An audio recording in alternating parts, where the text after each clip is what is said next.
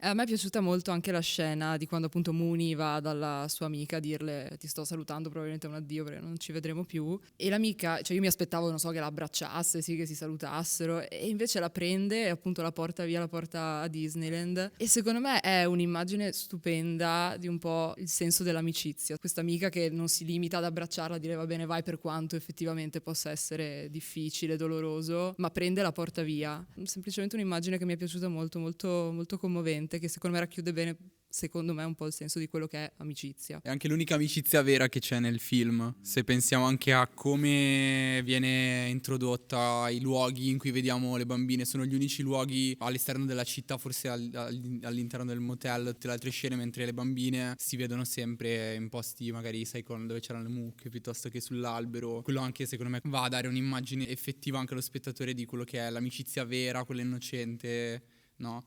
Will you guys just slow it down and make it funky?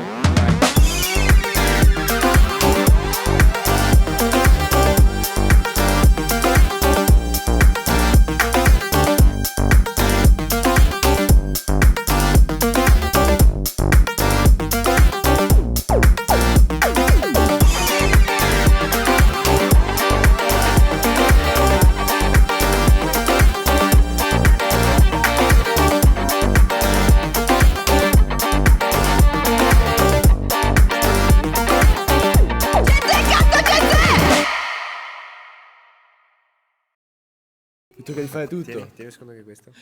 Conta, wake up!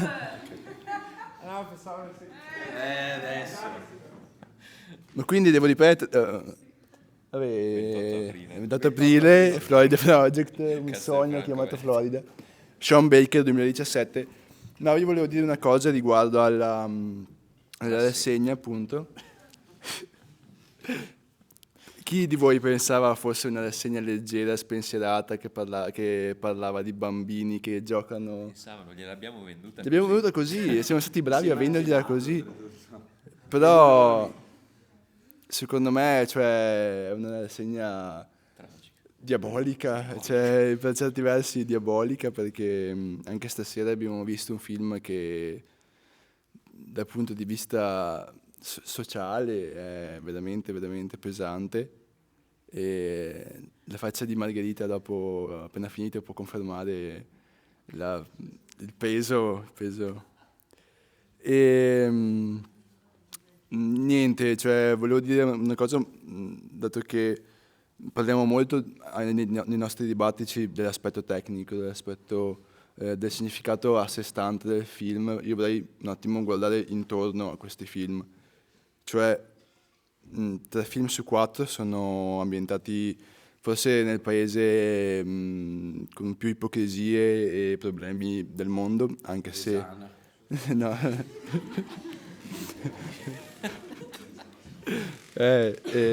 Vabbè, parla quello da Rossano, appunto. No, appunto, un sacco di problemi, un sacco di...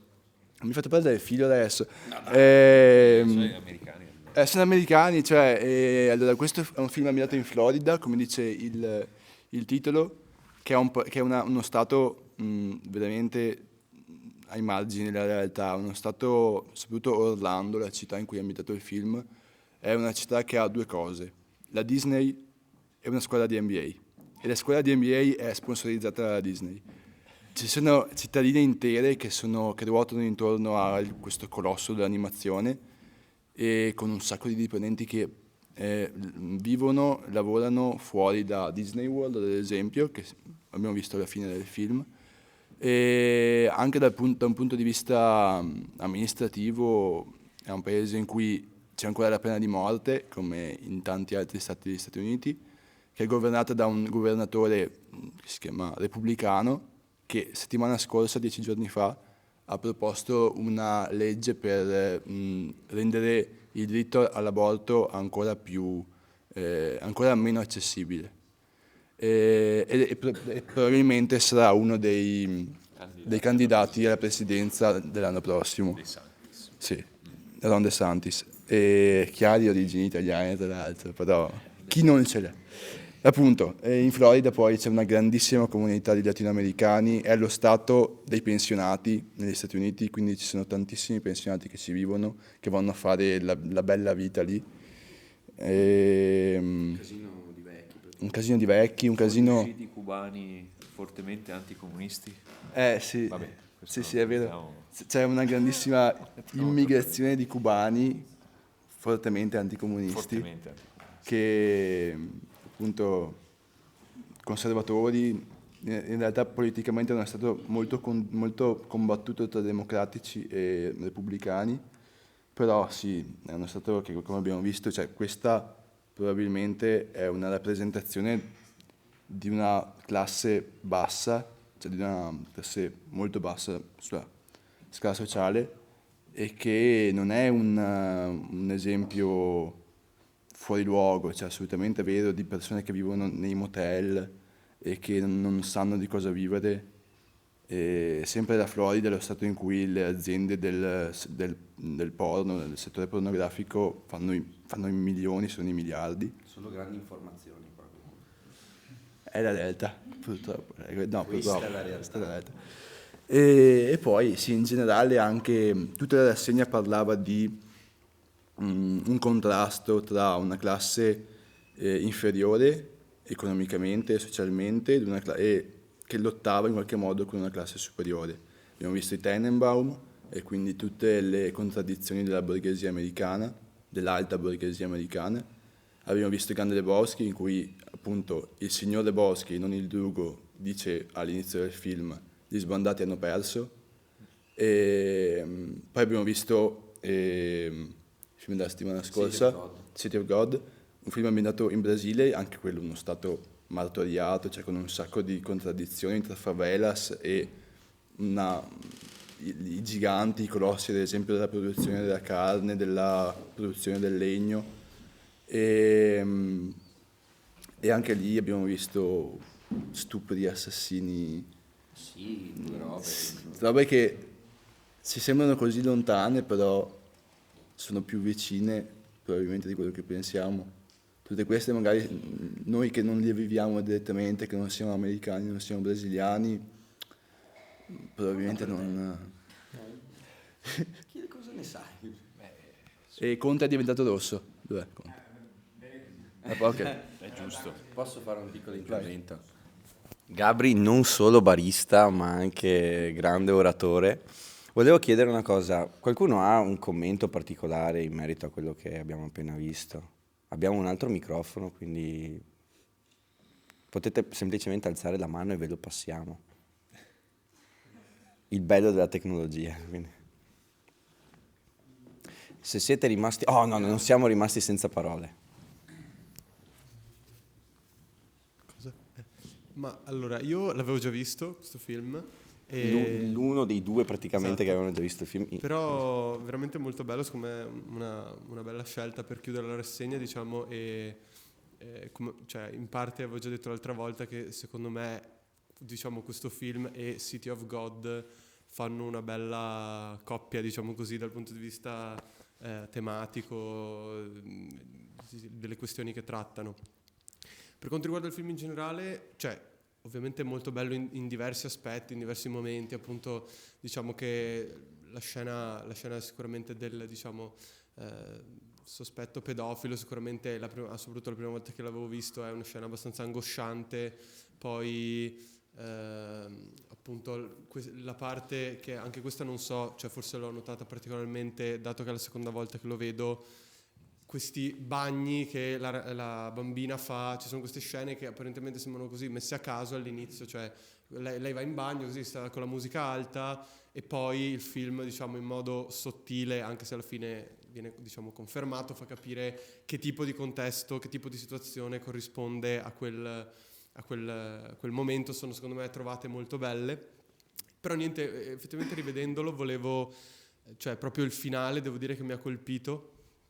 Perché intanto appunto c'è questa figura appunto di Willem Dafoe, Bobby mi pare si chiami, questo appunto sì, il direttore lì del motel, che effettivamente per tutto il film sembra sempre un po' combattuto, no, tra questo, come dire, rispetto del proprio dovere, comunque il desiderio genuino di aiutare Hallie, di aiutare appunto questa, diciamo, piccola famiglia. E poi si vede che proprio, cioè, lui va a fumarsi questa sigaretta in modo molto amareggiato, no? Sembra che la percepisca come un'effettiva sconfitta, no? Il fatto di non essere riuscito a fare qualcosa di più per loro, che non semplicemente accettare che la bambina deve essere allontanata perché sua madre appunto si prostituisce con lei in casa.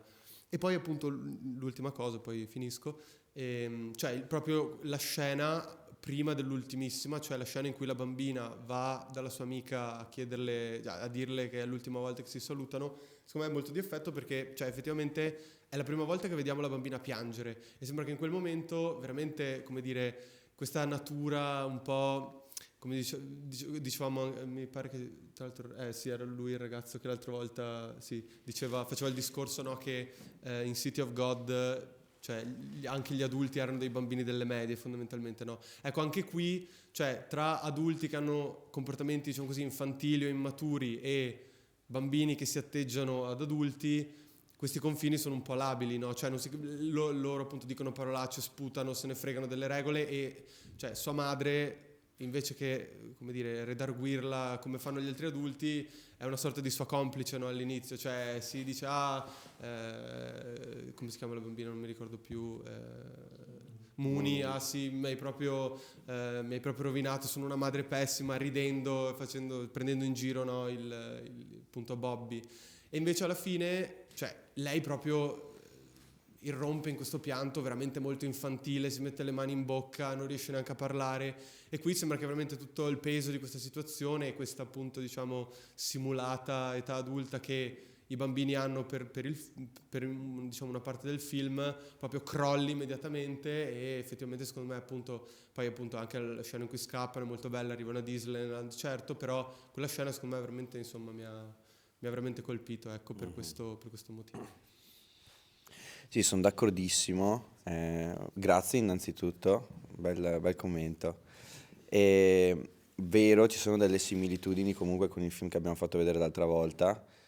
Insieme sono una coppiata micidiale e mi hanno fatto passare la voglia di avere figli.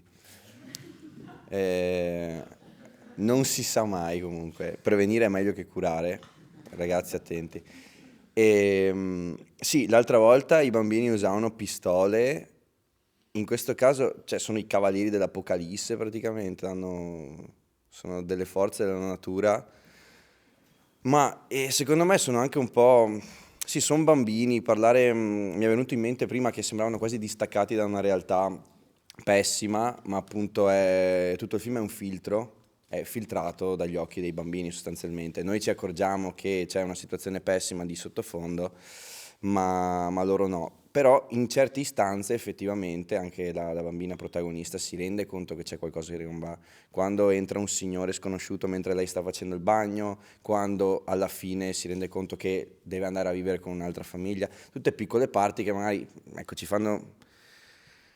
rompono un po' la paretina del muro dello scherzo, del giubilo di quando sei ragazzino, e ti fa venire a contatto appunto con una realtà pessima, veramente degradata, e degradata non perché necessariamente sia la Florida come ha citato mio zio Sergio, ma proprio perché appunto, come può accadere effettivamente in quel contesto, può accadere in migliaia di altri contesti. Insomma, noi siamo stati partecipi utilizzando gli occhi dei bambini ad una situazione, ecco, tremenda. Quante volte ho detto situazione, giusto per... 20. Dai, è andata bene, ok. Una mano alzata. Conta Wake Up. No, però non sono d'accordo su una cosa che hai detto tu in realtà, Nicola, che hai detto che Dimmi. il film è filtrato dal punto di vista dei bambini. In realtà secondo me è proprio la cosa più, delle visioni meno filtrate possibili, e l'ho realizzato nel momento in cui pensavo ai bambini come dei personaggi fastidiosi, perché all'inizio del film comunque questo continuo fare dispetti, dar fastidio ai bambini che urlano, è una cosa che tendenzialmente dà fastidio in generale perché è un po' rumoroso eccetera, e solo verso la fine ho realizzato che tutto quello che noi vediamo lo vediamo dal punto di vista di un adulto in realtà, perché noi capiamo effettivamente anche la scena in cui c'è la bambina che è nel bagno, che l'ha messa lì perché sta facendo degli incontri con delle persone a caso, la madre, però non lo si spiega esplicitamente, se non nella scena in cui entra l'uomo in bagno. Quindi fondamentalmente i bambini non sono assolutamente consci di quello che sta accadendo, però noi sì. Cioè lo spettatore risulta essere un po' come un uomo adulto che vede le cose come stanno, ma che non se la sente di spiegarla dei bambini. Cioè non mi è sembrato fosse particolarmente filtrato, anzi fosse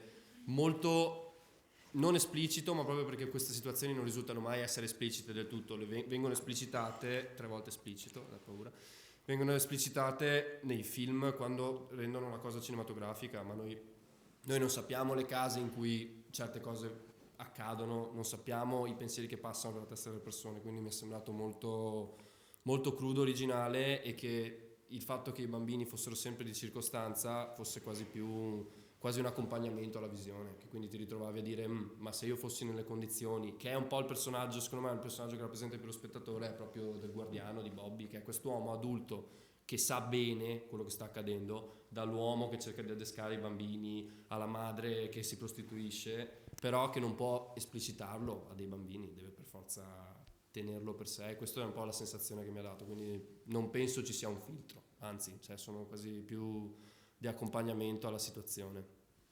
Mia opinione, ovviamente. È un'opinione valida in In realtà. omaggio, devo darlo a qualcuno? No, se qualcuno ha qualcosa da È più dire. bello adesso che è più male. Ci sono i 2 ragazzi. Allora, avevo già presente un po' questo film, mi ero fatto un'idea quando è uscito e mi ha veramente sorpreso in modo piacevole. Poi ho notato vari dettagli, tipo gli elicotteri secondo me erano un presagio un po' come di qualcosa di negativo, erano un po' come dei corvi neri che ogni volta che compaiono l'elicottero dopo succede una cosa brutta. E infatti nel finale, quando stanno per separare la bambina alla madre, si sente quasi costante il suono delle eliche dell'elicottero. Mi è piaciuto un sacco il personaggio di Willem Dafoe, che fun fact agli Oscar è stato battuto da Sam Rockwell su 3 manifesti a Ebbing, Missouri. Che abbiamo appunto, mostrato. volevo citarlo apposta.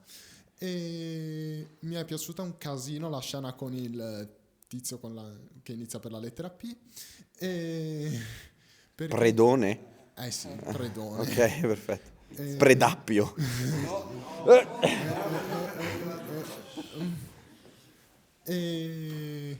Perché a me piace il fatto che all'inizio te lo presentano quasi come lui l'antagonista che cerca di impedire ai bambini di essere felici, bene o male, la libertà e tutto il resto. Poi in realtà vedi che non vuole essere solo uno spettatore passivo, perché alla fine capisce che cosa c'è di sbagliato, e almeno quel poco là che cerca di correggere lui lo corregge. Solo che, come ha detto il ragazzo lì all'inizio, nell'ultimo tentativo, l'ultimo sforzo che fa, che è quello di aiutare Heidi, giusto, la madre, nell'ultima strada verso la redenzione, fallisce, e l'unica cosa che può fare è fumarsi una sigaretta, guardare, lasciare andare la bambina, non la insegue, e questo film è uscito proprio l'anno prima che De Santis venisse eletto, quindi mi sa che era ancora il periodo di Rick Scott, però lo stesso la Florida, sono totalmente d'accordo sulla rappresentazione che avete detto voi, cioè degli esuli cubani e tutto il resto. Infatti mi pare che quella che gestisce la lavanderia lì sia cubana, perché parla spagnolo. Poi poteva essere latina e basta. Però Ci sono varie opzioni. sì. Quindi non so, Sean Baker potrebbe anche fare un seguito, visto che la Florida, Ci stavo pensando, visto che la mannaggia. Florida ormai sta cambiando. 17 anni dopo, tipo, cosa succede? Ci ho pensato anch'io. In effetti, sì, nel senso, chissà appunto come può essere un remake rispetto a come sono cambiate le cose in 5 anni, nel post pandemia tra l'altro magari. No. Sì, che ne so, ma insomma è una curiosità. Mi è un attimo, mi ha attraversato lo stesso pensiero per un attimo, tempo fa, ripensando al film. Sì, sì, ma non è che dovessi dire niente di che, insomma. Cioè. Io stavo pensando che Willem Dafoe può fare, non so, il ruolo dello sgabuzzino e è comunque bravo, c'è una cosa incredibile. Fun fact? Però ti sembra sempre un po' cattivo. Sì, anche... È vero. Anche cittadinanza italiana. È tipo una sorta di scienziato anche lui, citazione se qualcuno l'ha colta. Uno, va bene. Io l'ho colta. Va bene, va bene. Qualcun altro ha qualcosa da dire? 42 persone. E io mi sposto un attimo dal, diciamo, analisi contenutistica perché ho pensato che i personaggi sono azzeccatissimi. Non ho visto nessun personaggio che fosse, diciamo, superfluo in più, cioè per me tutto funzionava. E per me la bambina Mooney è davvero brava a livello recitativo, ha una capacità che per la sua età è molto difficile da trovare, specialmente la scena finale del pianto, cioè è una cosa molto toccante e insomma è molto difficile, cioè un attore professionista di per sé già fa fatica a riuscire a piangere ed essere credibile, quella scena l'ho sentita tutta, quindi per me è stato, diciamo, eccellente anche da quel punto di vista, perché la capacità attoriale era davvero, per me, fantastica. Basta. Devo avvertire una cosa, mi sa che prima si è spento per sbaglio il mic, quindi sì, ma perché l'ho riacceso.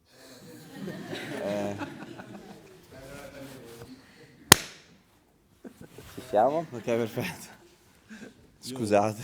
Perfetto. Io sono molto combattuto sul discorso se vuole farti vedere il punto di vista del bambino o dell'adulto. Ti spiego perché. Io sono un po' ansioso. Ho lavorato anche con i bambini perché ho fatto mini basket e in ogni scena ero lì che dicevo adesso succede qualcosa, succede qualcosa, succede qualcosa. Ma il bambino non ci ha pensato, i bambini non ci pensavano. Loro andavano all'avventura, non avevano questa preoccupazione. Sono combattuto in questo senso, non so dove sbilanciarmi, perché è giusto il tuo punto di vista perché noi siamo adulti e quindi ci aspettiamo che stia per accadere qualcosa. Ogni volta ero lì con l'ansia, ogni volta. Poi andavano via, ti inizi un po' a rendere conto che va a toccare temi. All'inizio infatti stavo guardando il film e ero tipo che cazzo vuole dirmi? Poi ci sono arrivato piano piano. E questo, non so, cioè se mi date una mano a sbilanciarmi da una parte all'altra mi fate un favore perché sono proprio... Sì, c'è un po' quell'ambiguità, lo Sì. stai vedendo con gli occhi dei bambini, lo stai Esatto. guardando... Non so, secondo me un po' di questa ambiguità è dovuta anche in parte dalle inquadrature. La butto un attimo sul tecnico. Non so se avete notato, ma le persone vengono sempre riprese da dietro. Cioè finché camminano, finché tipo si spostano nello spazio. È un po' come se noi stessimo seguendo, ecco, i personaggi. A me ha dato questa impressione almeno. Beh, una cosa molto bella è che i personaggi erano verissimi secondo me. Mm-hmm. Cioè molto naturali, la tizia che parlava a metà in spagnolo, quindi figo. E faccio l'ultima cosa e poi chiudo. Che No, non abbiamo un rullino, quindi poi... Vabbè, per far veloce. Bobby mi piace come personaggio perché anche lui è sempre in una situazione ambigua, perché li vuole aiutare, però non vuole uscire dal suo ruolo di manager o comunque gestore, quindi fa quello che c'è da fare, sa quello che è giusto per la legge, anche se magari umanamente non è giusto, perché è lui che dà i nastri dove, diciamo, incastra, comunque mostra quello che sta succedendo agli assistenti sociali. È molto strana come cosa, lui non vuole pensarci, però fa il suo ruolo, è come un po' il soldato che fa quello che deve fare ed è molto difficile come situazione, secondo me. Da starci. E questo poi... È un ignavo. Non spengo.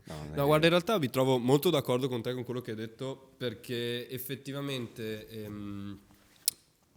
secondo me, essendo che è una dinamica più realistica, di solito tendenzialmente in un film, se c'è la scena in cui c'è, anche per esempio che dicevo dello stupratore, se c'è una scena di un presunto pedofilo, di solito la fanno evolvere in modo che accada qualcosa che sia cinematografico. Invece qui si è preso la sua soda, gli ha preso la carta d'identità, è andato via e fine.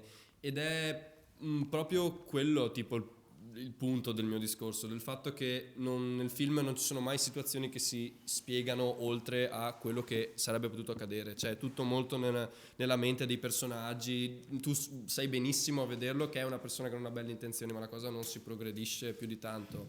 E ho trovato molto interessante che se per tutto il film lo si vede con adulti che fanno queste cose sui retroscena, ci sono i bambini che intanto se la godono e se la passano, per come hai detto tu prima dell'ultima scena finale c'è Bobby che è lui che sta cercando di far finta di nulla, che per una volta inquadrano un uomo adulto che è ben conscio di quello che sta accadendo ma che sta cercando di tutto per ignorarlo, che è lì che si fuma la sua sigaretta al piano terra, anche se sente urlare si gira, guarda, butta l'occhio, però sta cercando di scappare. Diciamo che è stata una transizione dal bambino che non sa all'adulto che non vuole sapere, quindi noi forse ci siamo anche un po' affiancati, che sapevamo benissimo cosa sarebbe accaduto, ma volevamo buttarla sulla leggerezza fino alla fine, e probabilmente il finale è stato un po' quell'incoronazione in cui in tutto il film non c'è colonna sonora se non la musica che ascoltano, invece per l'ultima scena non c'era audio se non questa colonna sonora incalzante con i bambini che corrono verso Disneyland, quindi tipo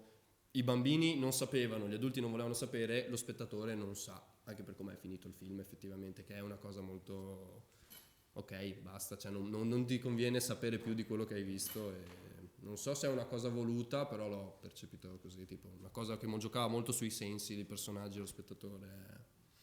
Fico, bello. Abracadabra. Posso? Grazie. Sì, però, dato che stiamo registrando, conviene prendere il tempo.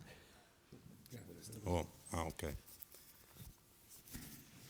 Allora, mi è piaciuto, dico solo una cosa, l'ultima scena che sono arrivati a Disneyland, i ragazzini, nel momento in cui hanno scoperto l'amarezza della vita, vanno a Disneyland. E questo è stato, non so, mi ha colpito sta cosa, diciamo. Basta, voglio dire solo questo. È perché ci hanno sponsorizzati, quindi dovevamo mettere per forza. No, non è vero. No, nel momento in cui scoprono che la vita è amara, il pianto della Sì, è un po' bambina. ironico effettivamente. Proprio in quel momento vanno a Disneyland, quindi si ritagliano il loro spazio di bambini, proprio nel momento in cui scoprono il mondo degli adulti in qualche modo, e quanto male può fare. E quindi in questo c'è una speranza, oppure c'è la rassegnazione nel dire no, non è vero, anche l'infanzia forse è un'illusione.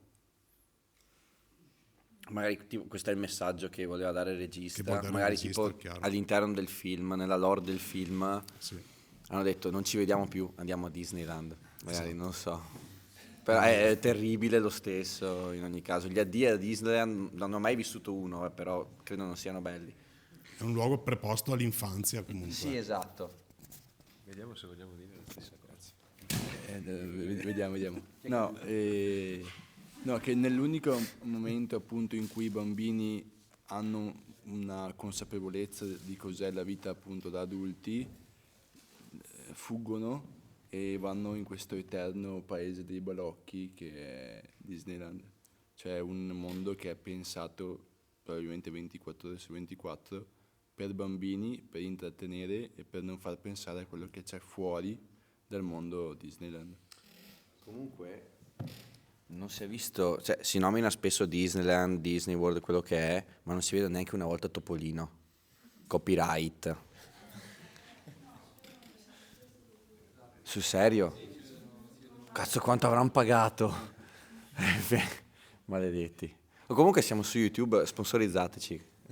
Disney World, quello che è. Beh, li abbiamo citati 42 volte, mannaggia. Dillo un po' di volte così sale. Disney, Walt Disney. Disney Plus. Ok, vabbè. No, questo no. No, io non ho niente da dire. C'è qualcun altro? Dai, troppi. Se magari... ok. Mamma mia, conta un cavaliere. Occhi lati, No, io sempre riguardo il finale volevo dire una cosa a cui stavo pensando adesso, potrebbe essere anche un viaggione mio tipo che mi sono fatta in questi minuti, ma a me è piaciuta molto anche la scena di quando appunto Mooney va dalla sua amica a dirle, cioè ti sto salutando, probabilmente è un addio perché non ci vedremo più, E l'amica, cioè io mi aspettavo, non so, che la abbracciasse, sì, che si salutassero, e invece la prende e appunto la porta via, la porta a Disneyland. E secondo me Disneyland, proprio a Disneyland. E secondo me è un'immagine stupenda di un po' il senso dell'amicizia, secondo me. Cioè questa amica che non si limita ad abbracciarla, a dire va bene vai, per quanto effettivamente possa essere difficile, doloroso, ma prende e la porta via e scappano insieme. E non so, è semplicemente un'immagine che mi è piaciuta molto, molto, molto commovente, che secondo me racchiude bene, secondo me, un po' il senso di quello che è amicizia. Basta, volevo dire questa cosa. Che appunto, grazie. O c'era qualcuno che voleva parlare, che sto parlando sempre io, che non può cazzo.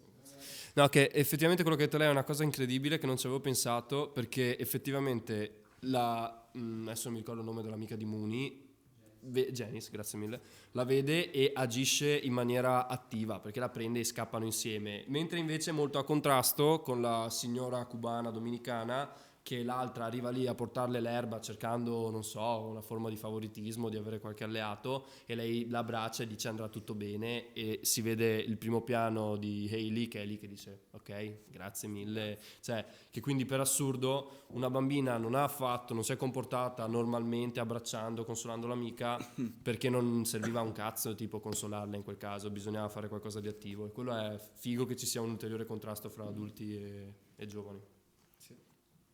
È anche l'unica, io addirittura, è anche l'unica amicizia vera che c'è nel film. Se pensiamo anche a come viene introdotta, i luoghi in cui vediamo le bambine, sono gli unici luoghi all'esterno della città, forse all'interno del motel, tutte le altre scene, mentre le bambine si vedono sempre in posti magari, sai, dove c'erano le mucche, piuttosto che sull'albero, e quello anche secondo me va a dare un'immagine effettiva anche allo spettatore di quello che è l'amicizia vera, quella innocente, no? Vediamo le altre due che sono amiche all'inizio del film e poi a metà si ammazzano, quindi no, è super figo. La cosa era molto a senso unico in realtà.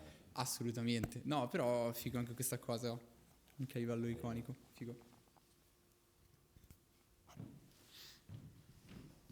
Merte 42 grazie.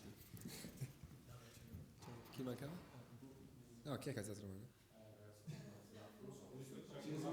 Ah, anche tu però? O ti ho flashato?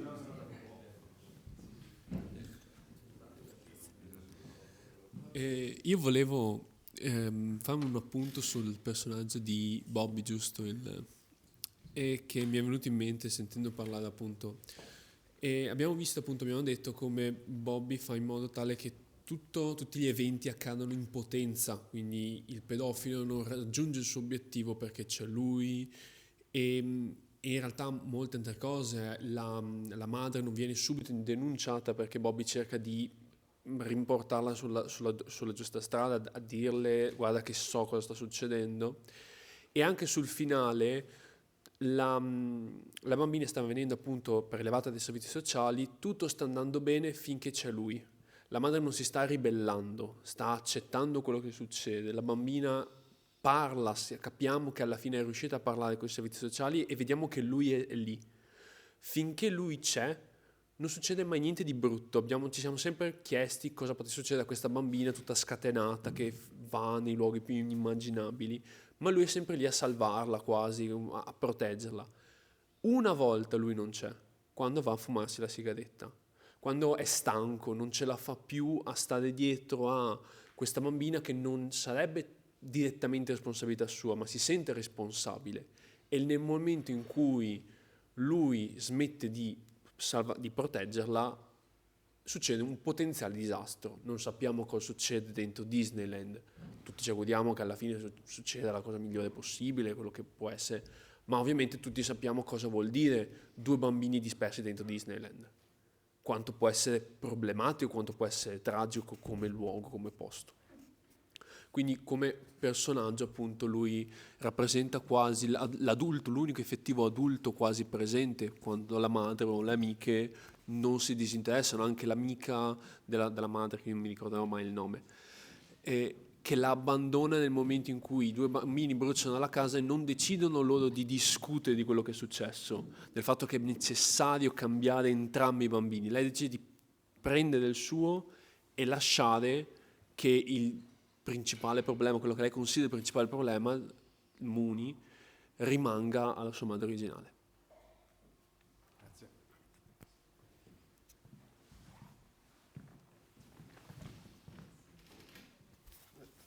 No, io volevo dire una cosa, sia che mi era venuto in mente per quello che hai detto tu, ma anche per quello che hai appena detto tu adesso, con cui sono molto d'accordo, cioè che finora abbiamo parlato effettivamente sia di Bobby sia di Mooney, ma non di Halley, che secondo me comunque è un personaggio molto complesso e molto interessante, veramente direi difficile da giudicare. E effettivamente, cioè, quello che hai detto adesso secondo me è verissimo, cioè c'è questo momento in cui appunto lei e appunto Ashley sono amiche, sembrano potersi sostenere a vicenda. Sicuramente Halley ha i suoi difetti, si vede che in qualche modo è, diciamo così, immatura o comunque cioè, ha diversi, come dire, ha un rapporto fin troppo amichevole con sua figlia, eccetera, però cioè, comunque ha un genuino affetto per lei. Si ricorda dei mezzucci per sbarcare il lunario, così, però comunque si vede che in fondo è onesta, che non è una che abbia intenzioni malevole verso, diciamo, appunto Bobby o verso altre persone, ha questa sorta di orgoglio un po', come dire, cioè sì, a volte che la porta a reagire male, però, cioè, proprio nel momento in cui succede questo episodio con cui effettivamente si poteva discutere, cioè Ashley poteva dire alla sua amica: guarda che ho scoperto che tua figlia ha avuto quest'idea di dare fuoco al condominio insieme a mio figlio, cioè, invece questo non avviene, è Ashley per prima a voltare le spalle, diciamo, alla sua amica senza spiegarle perché, e proprio nel momento in cui in cui Halley cerca di riavvicinarsi, le viene fatto veramente, diciamo, come dire, le viene imputato di appunto questa immoralità, chiamiamola così, di come ha deciso di tirare avanti, appunto, prostituendosi. E effettivamente lì si vede, insomma, la sua reazione non solo violenta, ma anche proprio, come dire, cioè questo rifiuto di guardare in faccia la realtà. Lei continua a negare, cioè l'altro dice: guarda che questi sono proprio i tuoi tatuaggi, e lei sì, a questo sa reagire solo prendendola a pugni, però allo stesso tempo non è lei a iniziare appunto questo distacco, non è lei a tradire, tra virgolette, la sua amica, e anche alla fine appunto, cioè, rimane questo dilemma che appunto sicuramente lei non faccia fare la vita migliore possibile a sua figlia, però allo stesso tempo in realtà ci sono molte situazioni, sempre per parlare del discorso di prima, di, come dire, quanto è il filtro dei bambini che come dire, percepiscono come divertente anche una situazione pesante, o quanto invece la situazione può essere veramente, diciamo, più leggera. Cioè ci sono dei momenti in cui si vede effettivamente che Halley e Mooney si divertono assieme, che Mooney si trova bene con sua madre, e quindi anche in questo effettivamente la questione finale dei servizi sociali e appunto tra l'altro di questa paradossale incapacità dei servizi sociali di gestire anche per 5 minuti la bambina, cioè a mio avviso, ripeto, lascia un grosso punto di domanda sul personaggio di Halley. Cioè lei sicuramente fa delle decisioni sbagliate, però è sicuramente un personaggio con cui anche volutamente, secondo me, dal punto di vista così del regista, lo spettatore è portato ad empatizzare per grande parte del film, ecco.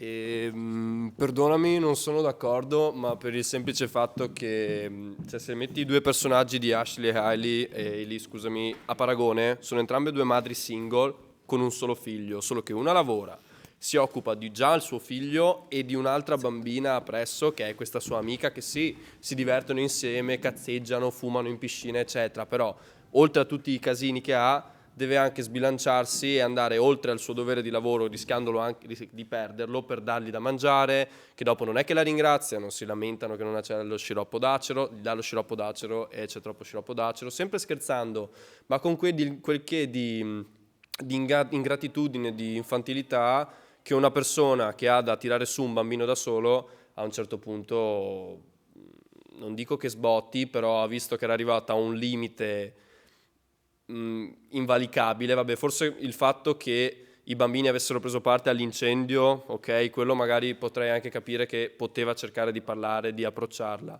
però aveva capito che era un'influenza orribile sia per se stessa che per la bambina, quindi Per carità, probabilmente Hailey alla fine è una vittima in qualche modo, perché non finisci da sola con la figlia di tua figlia in un motel, evidentemente c'è stato qualcosa che non è andato nella sua vita, però non è un personaggio assolutamente positivo, e anzi, per quanto lei cercasse di fare del bene alla figlia, come cercava di fare del bene? Dandogli dolcetti, regalandogli giochini, però non si faceva problemi a farsi scopare mentre lei era nel bagnetto, che entrava qualcuno in bagno, e non è che fa molto bene alla mente di una bambina. Cioè, tu vuoi cercare di tirarla fuori dalla condizione che ti ha portato a essere così, o continuare questo ciclo di trauma solo perché la vita ti ha dato delle brutte carte? Perché alla fine, se ci pensate, in generale lo dico, il personaggio di Hailey continua a giustificarsi per qualsiasi cosa faccia.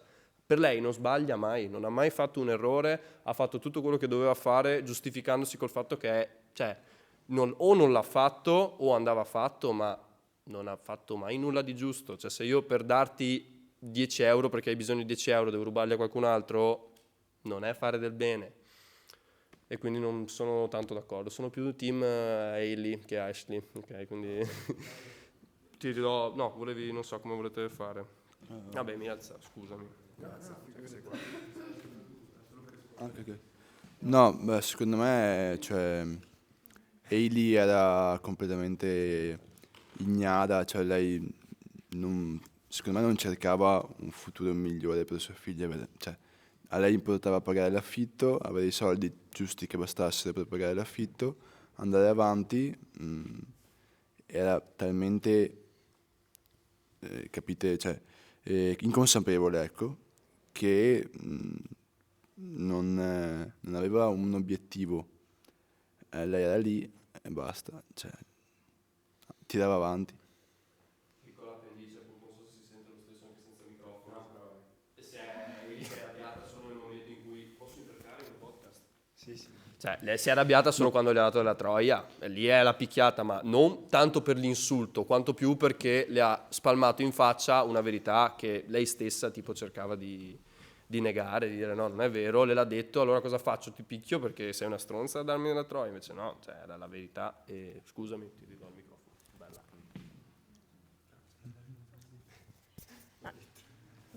Volevo solo dire che allora sono anch'io abbastanza d'accordo sul fatto che Hailey, la ragazza bionda, effettivamente tutto sommato, per quanto comunque nel film venga mostrato che nutra appunto un affetto molto genuino verso sua figlia, effettivamente mi sembra abbastanza fuori dubbio che non fosse un'influenza positiva alla lunga sulla bambina. Quello che però mi viene anche da dire è che comunque tutta quella mini comunità del motel, nel momento in cui lei si macchia, tra virgolette, si macchia appunto di prostituzione, tutti quanti le girano le spalle, compresa la sua amica che appunto le dà della puttana, e non lo so, cioè mi viene comunque facile empatizzare con questa ragazza che, per quanto comunque anche alla fine venga mostrato quanto sia forse veramente tanto infantile, cioè mi ha proprio colpito anche quella scena con i servizi sociali dove alternano le scene fra Hailey e Mooney, dove entrambe appunto, una si ribella al voler essere portata via, l'altra appunto si ribella perché venga portata via la figlia, e anche lì appunto Hailey ha questa reazione che manda tutti a fanculo, e quindi mi sembra che proprio in quella scena emerga più in tutto il film la sua proprio infantilità e incapacità a gestire una bambina. Quindi sì, direi che anch'io alla fine tutto sommato fosse veramente una pessima influenza alla fine per la figlia. Certo che sì, se poi uno pensa anche poi a come sarebbe poi gestita la bambina dai servizi sociali, cioè già da queste poche scene comunque c'è qualcosa che scricchiola anche con la gestione da parte dei servizi sociali, cioè il fatto che appunto anche questo approccio molto forzoso nei confronti della bambina, che venga chiamata sempre dolcezza, bambina, e la bambina appunto anche che si ribella a questo linguaggio, anche lì sì, in realtà ho perso, questo sostanzialmente volevo dire. solo per rispondere appunto a questa questione. Allora, dire che effettivamente Halley sia un personaggio positivo, neanche io lo direi, però sicuramente che non sia un personaggio solo negativo, anche questo lo direi, e che, cioè, secondo me, io non sono d'accordo che non faccia mai nulla di giusto. Cioè, se notiamo, per esempio, all'inizio, lei cosa fa? Lavora allo strip club, tipo, non si capisce bene qualcosa del genere, però, cioè, all'inizio, quando lei va con Ashley appunto lì fuori a prendere gli hot dog, proprio cosa dice, no? Dice, ci sono le altre che fanno gli extra, cioè che appunto si prostituiscono dietro al locale, proprio perché io non lo voglio fare, sono stata licenziata, no? Oddio, sì, può essere che sia una bugia, però dai, non direi che... ma appunto perché arriva un punto in cui va all'agenzia lì di collocamento o cos'era, sempre i servizi sociali, le dicono che appunto deve trovarsi un lavoro da 30 ore, ma lei dice che non ci riesce, cioè anche lì sì, non ci è dato sapere se effettivamente sia del tutto vero, però diciamo che, cioè, direi che il film non ci dà neanche gli strumenti per dire che è tutto falso, cioè comunque quando Halley mente viene mostrato insomma in modo abbastanza chiaro, ed è vero che l'immaturità e la sua incapacità di accettare la realtà sicuramente è un suo tratto abbastanza, no? Ma anche appunto l'immaturità in generale di faccio dei soldi e la prima cosa che faccio è andare appunto a comprare i fermacapelli fighi e i gioielli a mia figlia, cioè sicuramente questo non è, come dire, non è un genitore responsabile e consapevole, però secondo me, cioè, invece vengono mostrati diversi momenti prima del momento della prostituzione in cui lei comunque ha una consapevolezza verso sua figlia. In realtà, vabbè, se proprio volessimo fare, diciamo, i difensori a spada tratta, cioè la decisione di chiuderla nel bagno e di mettere la musica a palla, sì, certo, non è la cosa ideale, però cioè, è un segnale che lei ha presente la differenza tra cioè ciò a cui un bambino dovrebbe essere esposto e ciò a cui un bambino non dovrebbe essere esposto. E se vogliamo, alla fine poi c'è in realtà la consapevolezza definitiva, cioè il fatto che lei accetti che appunto, secondo me questo è il momento in cui Halley viene mostrata comunque come un personaggio, direi, in quello positivo, cioè lei capisce che la sua bambina non sta facendo una vita decente con lei e quindi dice vabbè, portatemela via. Poi effettivamente si incazza quando, cioè, i servizi sociali le vengono a chiedere aiuto per portare via la sua bambina. Questo mi sembra, ripeto, cioè, non so se sono stato solo io, ma in questo mi sembra comunque comprensibile. Cioè, sì, capisco che non sono la migliore madre, però voi, cioè, perdete mia figlia e io devo venire a prenderla e portarvela perché voi la portiate via. Però diciamo che in quel momento lei cosa fa? Pulisce la camera e accetta che, niente, cioè che sua figlia debba andare. E secondo me in questo si mostra che quantomeno, diciamo, una piccola consapevolezza tale da dire che è almeno anche un personaggio positivo c'è, insomma, secondo me.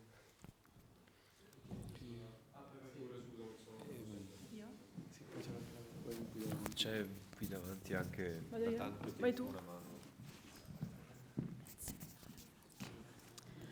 E allora, io non so, parlando anche delle due figure delle madri, secondo me durante il film mi chiedevo ogni tanto chi spalleggerei in uno scontro del genere, man mano che la trama andava avanti ovviamente, però proprio secondo me il fatto che tutta la comunità che vediamo è malata, è problematica, è tutto un discorso di sfumature, anche con l'arrivo delle persone che dovrebbero adesso prendersi cura di Mooney, anche la figura di Bobby, cioè è molto difficile. Io non mi sentirei, anche il discorso della prostituzione, sì è vero, la bambina è nel bagno con la madre nella camera a fianco, però io non mi sentirei di proprio essere lapidaria su una madre, su una ragazza che si prostituisce, comunque per poi anche rendere felice la bambina, anche se in modo infantile. E allo stesso tempo però, certo, c'è il discorso dell'amica, noi non sappiamo se la madre di Mooney mente sul fatto di non riuscire a trovare un lavoro. Ci sono tanti interrogativi, però non lo so, il discorso che anche la comunità è malata e ti dà un senso di angoscia, quantomeno io è la prima volta che vedo questo film e inizio il dibattito, non mi ricordo chi ha detto che io non capisco se appunto la visione quella è filtrata dagli occhi di un bambino o di un adulto, ok? Infatti non. E quindi c'è il discorso che cosa ci vuole far vedere il regista, l'ansia di oddio dove vanno di questi bambini, oppure l'avventura di questi bambini che vanno avanti.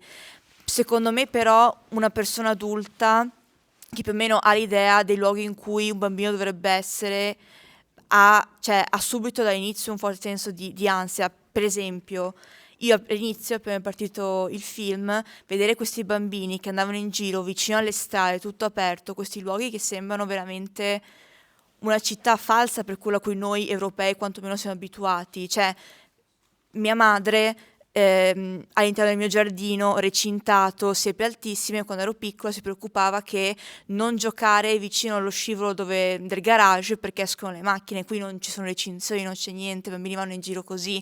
Io già all'inizio mi sono detta, mio Dio, adesso io pensavo qualcuno venisse preso sotto da una macchina, cioè io avevo già un'ansia a 1000 e per me era chiaro che uno spettatore, che sia uno spettatore adulto o adolescente, gli è chiaro quali sono i comportamenti, anche qui ragionare in termini giusto o sbagliato non è esattamente quello che intendo, però capisce che c'è una pericolosità nell'aria e non riesce a guardare questo film in modo sereno, secondo me.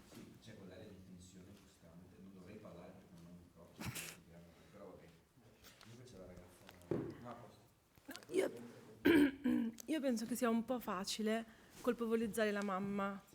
Capisco il tuo punto di vista, capisco che sia sbagliato avere la bambina nel bagno, però colpevolizzarla è una madre molto giovane. La bambina ha circa 6 anni, lei non penso ne abbia più di 25, comunque 26.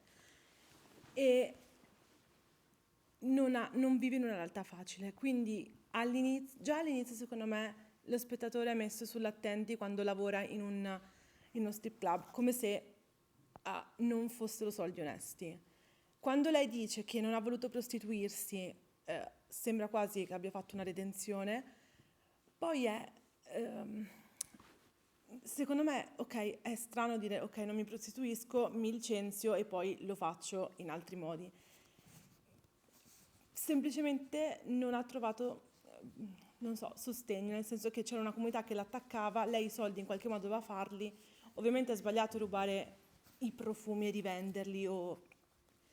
Il problema è che quello c'è e quello era disposta a fare, non per il futuro migliore per la bambina, anche perché non penso fosse un pensiero incombente, essendo che è piccolina, però prendersela per i lavori che fa, non so, è quasi un po' semplicistico e si attribuiscono colpe a una persona che ne ha, però in qualche modo cerca sempre di proteggere la bambina o il nucleo familiare che si è creata. Quindi questo. Posso aggiungere una cosa velocissima? Sì. Non so, se ho altre mani, non vedo.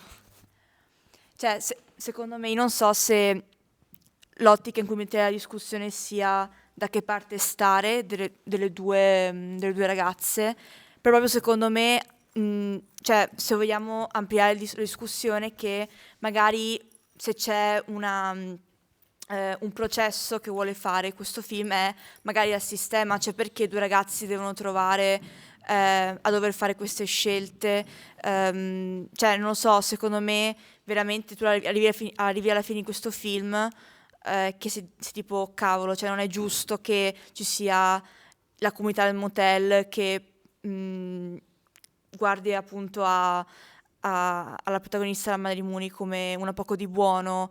Non sappiamo come è arrivata qui, cioè ci mancano veramente tante cose. Allo stesso tempo capisco perché la madre di Scotty non voglia che si tronchi il rapporto, però anche lì, cioè, non so, è molto complicato. Forse la domanda è perché si arriva a queste discussioni, si vuole leggere il film in quest'ottica sociale. Credo che forse il film parlasse di altro, onestamente, però sì, c'è una discussione interessante.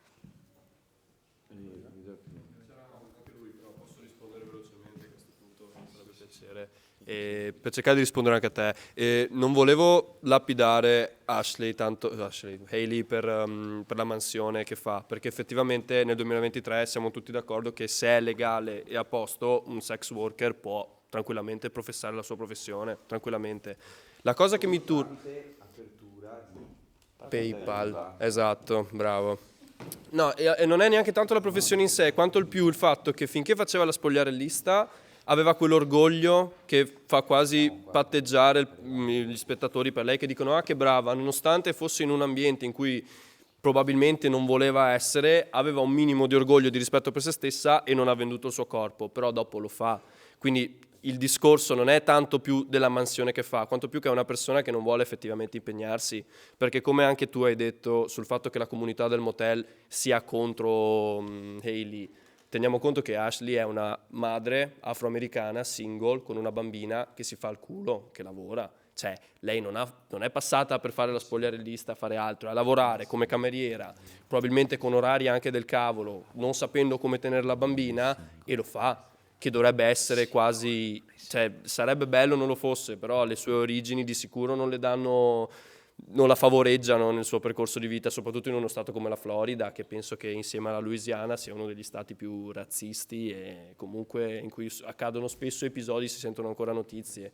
Quindi il mio problema con Hailey non è tanto cosa è disposta a fare per aiutare la figlia, quanto più il fatto che lei poteva fare benissimo altro, doveva solo un attimo mettersi nelle condizioni di dire ok, adesso mi impegno, anche perché vista in un modo molto cinico, se proprio voleva a tutti i costi fare i soldi, allora a quel punto, mentre faceva la spogliarellista, avrebbe, piuttosto che perdere il lavoro, avrebbe comunque perso, una cosa degradante, difatti ho presupposto che è una visione molto cinica, però se proprio voleva ottenere dei soldi avrebbe fatto piuttosto quello, ma invece non l'ha fatto, quindi non è che lo facesse per orgoglio personale, non è che lo facesse, sì, appunto per rispetto per se stessa, quanto più perché non le andava. Cioè non è un personaggio che prova a risolvere la sua condizione, ha tutti i presupposti per poterlo fare e invece è ancora lì che barca mena. C'era lui forse che voleva rispondere, ho visto la mano alzata, non so se ti passo il microfono. Si è dimenticato la risposta, grazie mille. Scusa. In realtà mi collego al discorso che stava facendo lei prima sul discorso delle sfumature e della comunità che comunque è palesemente problematica. La scena finale di quando arrivano a Disneyland è stato un momento in cui ho detto cioè finalmente un posto sano, un posto reale, è stato un impatto che ho avuto. E questa cosa è, ripensandoci, un po' assurda, perché Disneyland penso sia il posto meno reale di tutti. Quindi vedere comunque come una realtà, in cui tra l'altro sottolineiamo, cioè mi immagino la polizia che chiama Disneyland e gli dice io sto cercando una bambina alta così, e Disneyland gli fa auguri, cioè quanti bambini ci sono, no?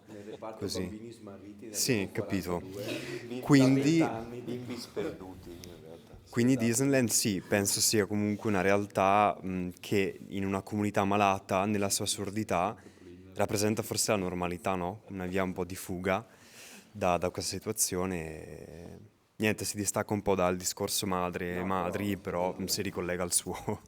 E i bambini sperduti a Disneyland poi sono quelli che si vestono da Topolino, Paperino e Minnie. Vengono assunti il nostro futuro. Esatto. Piccolo commento tecnico. Allora, ci concentriamo sempre giustamente sulla trama, perché è quello che colpisce di più in questa tipologia di film. Ma dal punto di vista visivo, non l'avete trovato veramente interessante? Fate un cennino con la testa così so se ho ragione o me. Sì, ok, perfetto. No, più che altro perché sono certe scene che mi hanno ricordato, adesso blasfemia, Wes Anderson. I colori accesi, le inquadrature con le strutture simmetriche, esatto, oppure i lampioni, la macchina che parte, quindi quelle inquadrature statiche. Se volete abbiamo un libro su Wes Anderson qua fuori in vendita.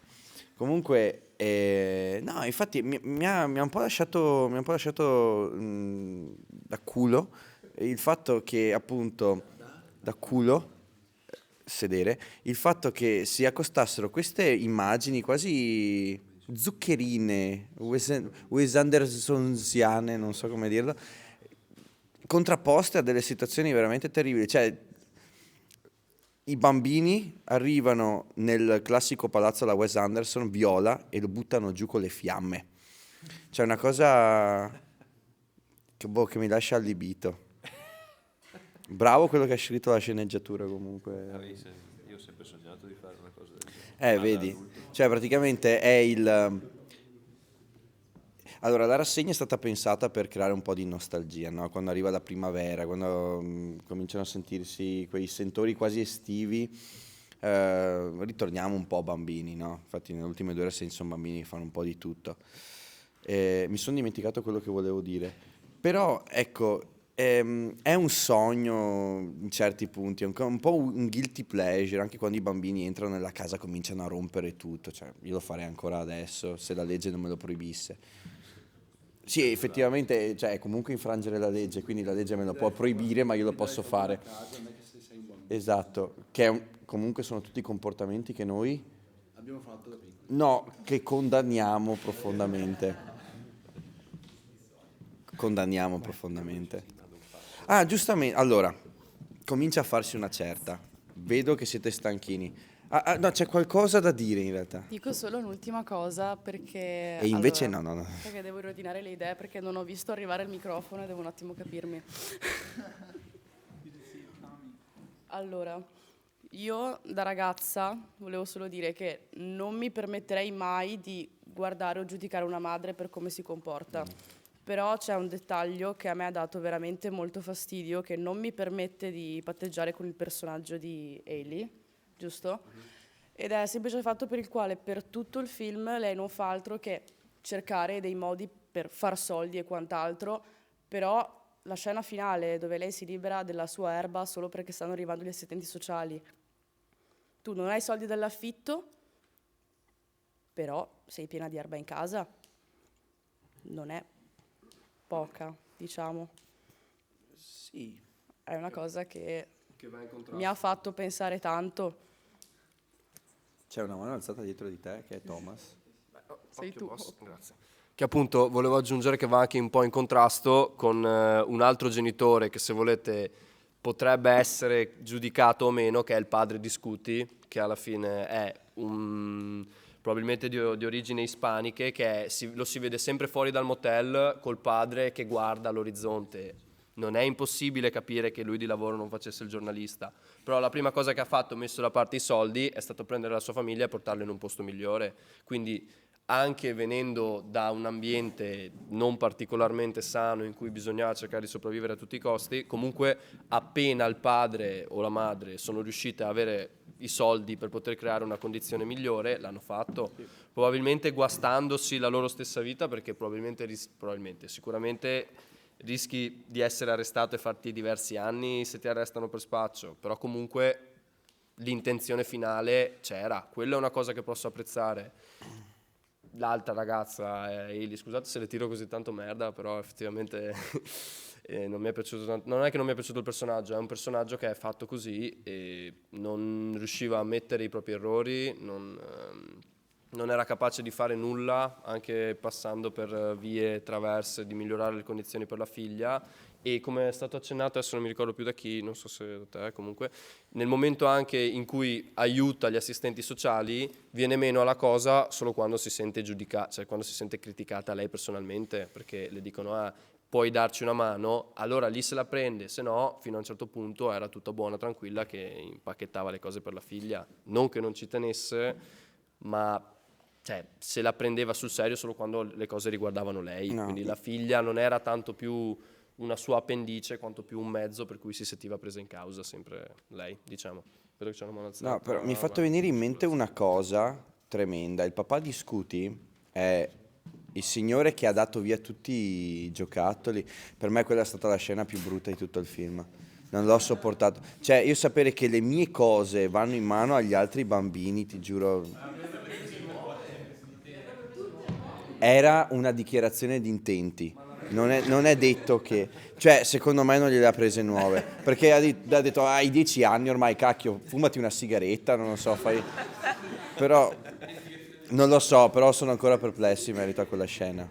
Mi ricordo quando mia mamma mi ha buttato via le figurine, quindi non so. A me sembra che i colori o comunque... È l'ultimo intervento, sì, quindi tutti deve i essere colori, ma anche veramente le strutture, definito. quando vengono inquadrate... No, dai, non è queste l'ultimo, strutture veramente. assurde americane, che un po' sembrano la versione tarocca di Disneyland, no? anche lo stesso colore rosa sembra dell'hotel, sembra la versione tarocca del Castello delle Principesse di Disneyland.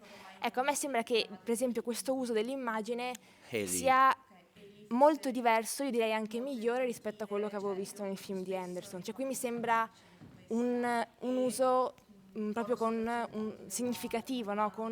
Che vuole trasmettere qualcosa e ci riesce anche. Mentre invece in Anderson questa cosa non l'avevo notata.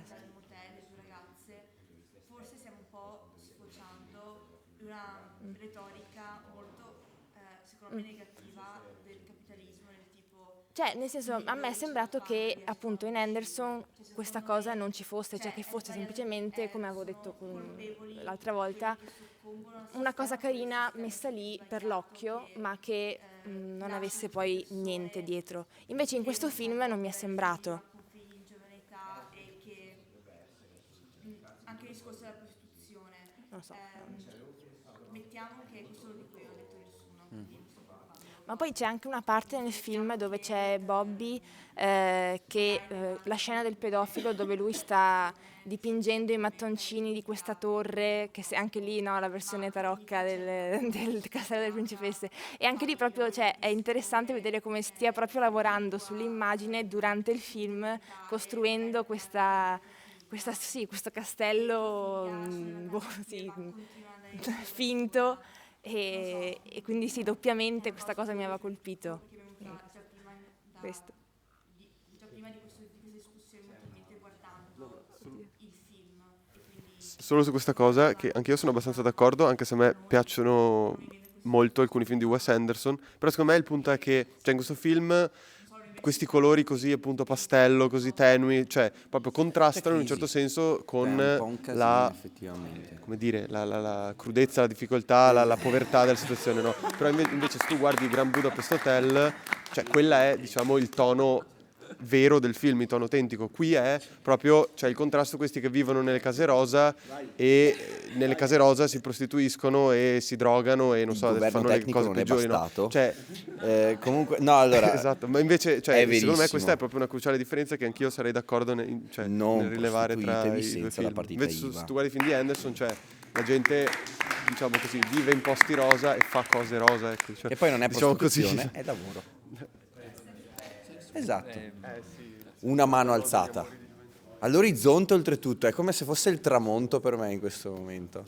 Ho una tipo 42.000 lumen che mi puntano. No, a me non serve, nel senso... sono candele. Cioè, il discorso della volontà secondo me non basta, perché col fatto che tutti facciamo esperienze diverse abbiamo Sei preso il posto diversi, migliore. adesso non mi ricordo chi l'ha nominato prima, per affrontare comunque il mondo e reagire in ogni caso. Lei alla Candele, madre la comunque, vedo è vero. molto come un drugo che ha una figlia. Cioè, cerca di cogliere... Lo so. Cioè, la vedo molto, per quanto l'altra volta io abbia rotto le palle per il drugo, è una persona di merda. È una persona di merda nel momento in cui fa quello, è vero. Però, cioè, prima anche per prevenire quella cosa, effettivamente nessuno l'ha aiutata, tutti l'hanno sempre accusata, tutti l'hanno sempre messa, è vero, di fronte alla realtà, magari subdola, anche Bobby che diceva so cosa stai facendo, non devi fare questo, non è però modo con cui comunicare, devi farlo con le persone. E ti fa Quindi sospettare da parte una cosa. cerchi di aiutarle Sono sicuramente. convinto che ti fa sospettare Gli una assistenti cosa. sociali hanno anche l'altro Il fatto che a problema, sua volta sia portano via prima stata il figlio, poi fanno le domande. abbandonata anche in precedenza. E forse te lo fanno rivedere. È come in tanti paesi dove prima ti bastonano per le proteste, poi forse fanno le domande. Un esempio tra i tanti, ma penso succeda un po' dappertutto, forse adesso non so, assistenti sociali, se qualcuno sa, credo sia una cosa Sì, un po'... purtroppo oltre al sequel In ogni caso servirebbe è anche questo, un se lei è- prequel, esatto, no? È sempre solo sul fatto che... C'è un fun fact? Viene da accusarla, però non si ragiona prima, nel senso ci sono troppe cose che... Ah, finché il microfono passa dico io un fun fact. Era il debutto dell'attrice che ha interpretato Hailey. Va bene, perfetto. Io potrei diventare... No, chiunque il che microfono- possa studiare qualsiasi cosa su internet, giusto in questo momento, in questo preciso... Porco Giuda! Posso imparare qualsiasi cosa che voglio. Eppure non lo sto facendo. Porco Giuda, Forse pagherò non basta, pegno ti per serve questa sempre cosa. qualcuno che ti invii o che ti dia una mano. Una birretta o che da ti parte mia. accompagni un genitore, qualcuno che ti sia al tuo fianco.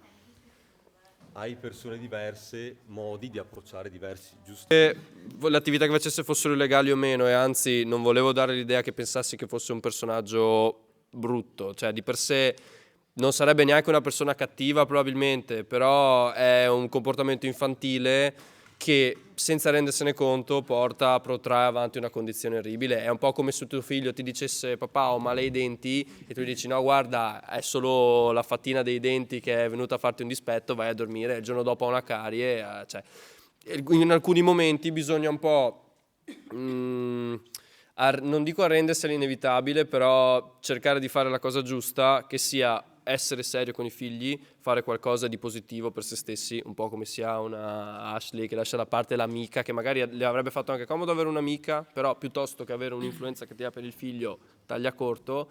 E come cazzo, adesso mi è sfuggito.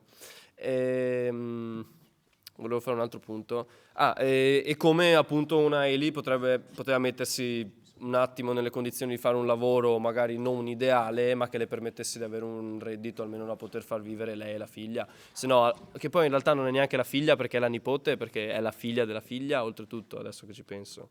Di chi? Di Hailey, perché No. ha detto che ha avuto una figlia di 15 anni. La migliore amica. Ah, errore mio, scusatemi. Ecco, come non detto.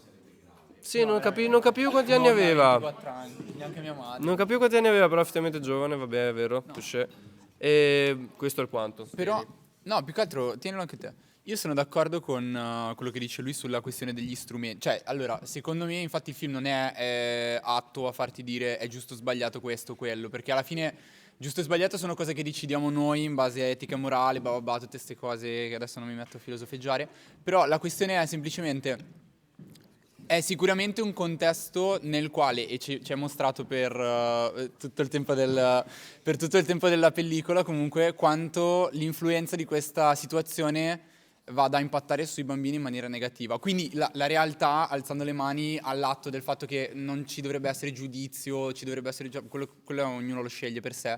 Alla fine l'effettività della situazione è che i bambini stavano crescendo in un contesto che non gli permetteva di vivere l'infanzia, e comunque in situazioni deleterie per se stessi e quello che è la loro cioè questo rimane comunque, e il fatto che il problema da risolvere sia proprio quello che ti fa vedere il film, questi bambini come possono vivere delle vite più cioè, come possono essere bambini, tutto qua. Solo che effettivamente ci stiamo fissando sugli adulti, ma questo film non parla degli adulti. Ecco qua. Finiamo in bellezza comunque con un commentino veramente interessante che oltretutto si adatta benissimo al film che abbiamo fatto vedere l'altra volta, abbastanza pesantino secondo molti. Dato che comincia a farsi una certa, propongo di chiudere, siete d'accordo con me? Però prima dobbiamo formalizzare con il nuovo format. Se vi è piaciuto, vi piacerà anche. Anzi no, se avete amato Un sogno chiamato Florida, amerete anche Il settimo sigillo. Non lo so, però è un cult, quindi va bene. Sì, in Svezia. Florida in Svezia. No, amerete sicuramente City of God, che abbiamo fatto vedere la volta scorsa appunto. Altri film con i bambini matti? I Goonies. È un anti-Goonies questo Sì. film. Sì. Diciamo. Probabilmente 2012 per le catastrofi. Cioè, no, non saprei assolutamente cosa consigliare. Scopritevi Sean Baker. Io lo dovrei scoprire sinceramente. Ho visto solo Tangerine, che comunque non ne ha fatti molti di film per il momento. Tra l'altro. E ha già 51 anni, veloce, perché delle volte poi non so. Voi siete fortunatelli, che non si dice fortunatelli, si dice fortunelli, che però sa tipo di bambini raccolti per la strada. Vabbè, comunque. Chiudiamo un attimo con la rassegna di questo mese. il mese prossimo è l'ultima rassegna non di quest'anno, però tipo della prima stagione di Gen Z, un applausino, non lo so. Come sostengo sempre, è un miracolo che siamo arrivati fino a questo punto. Vi spoilerò, non l'abbiamo mai fatto, però questo giro abbiamo avuto i permessi dai boss, non quelli di Zefiro, ma da quelli di Gen Z. Una è l'amica che sta ridendo in questo momento. Esatto. Ho i permessi di parlare della prossima rassegna. Assolutamente. Ok, il tema della prossima rassegna. Il tema della prossima rassegna è la moda. Questo perché? Perché casualmente, alla fine della rassegna sulla moda, tireremo su il nostro primo evento effettivo, piccolino comunque contenuto, sulla moda sostenibile, che avverrà a inizio giugno. Io devo fare dei suggerimenti. Ok, poi arriviamo anche ai suggerimenti di Gabriele. Comunque, no, sappiate solo che ci stiamo prodigando per voi, per creare appunto questa piccola occasione di condivisione. E niente, se avrete, non so, premura di esserci, la data prevista è per il 3 giugno, mi pare. Ok, quindi farà un po' caldino, poi siamo dentro. No, c'è la band, c'è il DJ set, ci sono le bancarelle con i brand, il vintage e tante altre cose belle. Quindi non so se siete appassionati oppure se siete interessati al sostenibile, ecco, venite a trovarci. Do la parola a Gabriele. Mio zio Sergio. Che suggerimenti hai fatto tu? Il 7° sigillo. In tema... È una storia lunga. Che suggerimenti hai fatto? Il 7° sigillo. Sul serio? Fatto sul serio. Ah, pensavo fosse... Però... Poi No, allora... Scopriamo Sean Baker. Scoprite Sean Baker, che lo devo scoprire anch'io. Sì. E no, allora io un film che potrebbe essere... Aspetta. Un film che potrebbe essere un sequel di questo film se il bambino avesse 7-8 anni in più e fosse canadese Harry Potter. e fosse a Montreal, cioè un film di un altro regista che abbiamo mostrato qui il mese scorso, cioè Xavier Dolan, e il film è Mammy. Mammy, scritto Mommy. E poi un non cinematografico, ma un suggerimento letterario, cioè una cosa divertente che non farà mai più, di David Foster Wallace, che tra l'altro è un reportage che parla di una crociera nei Caraibi e la crociera parte proprio dalla Florida, quindi un sacco di cose tornano, un sacco di personaggi. Se non lo conoscete è uno scrittore geniale per me. Lo vendiamo qui, ce l'abbiamo in vendita, quindi se volete prenderlo è vostro, anche perché è l'ultima volta, l'ultima sera che potete trovarlo, perché poi i libri della rassegna del mese ritornano a Lubick. Ok, io finito.